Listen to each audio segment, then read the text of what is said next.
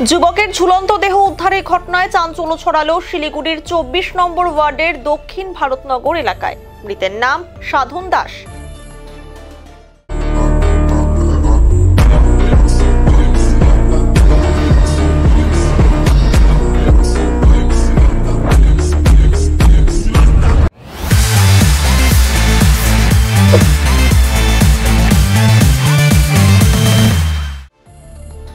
সোমবার সকালে বাথরুমে যায় সাধন, সেখানে গামছা দিয়ে ফাঁস লাগিয়ে আত্মঘাতী হয় যুবক।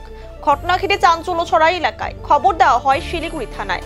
পুলিশ পৌঁছে মৃতদেহ উদ্ধার করে ময়নাতদন্তের জন্য উত্তরবঙ্গ মেডিকেল কলেজ ও হাসপাতালে পাঠায়।